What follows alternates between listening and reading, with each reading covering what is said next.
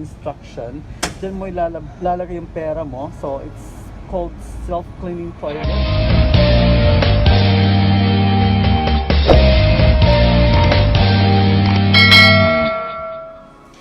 Hello everyone. In case share ko lang ito. I'm actually inside a prepaid toilet cubicle dito sa Jeddah. And guys, it's super linis. It's so amazing. Nasa loob ako ng cubicle right now and wala kang maamoy na bahid ng toilet. And really, it's super amazing innovation dito sa Jeddah. And ang bayad is 5 riyal.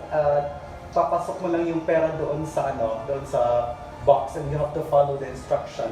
So once in, may lalabas na instruction that engage and you have 15 minutes left.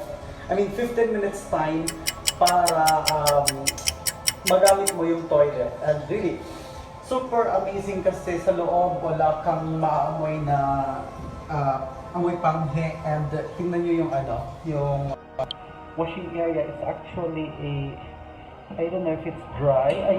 It's self look at it. So it's sensor. So by just putting your hand, lalabas yung water, and I don't know where I can get the soap. And then meron on the other side is yung dryer. Tadaan! Ayan. So mamaya lalabas na ako at baka masahan ako dito sa loob at sabi nyo nahilap yung parang instruction.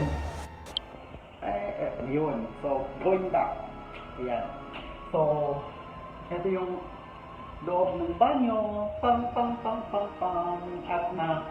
At I have this bottle para lalabas na ako. Ayan. So, yan, lalabas na. Okay, so ito yung sinasabi ko na may instruction.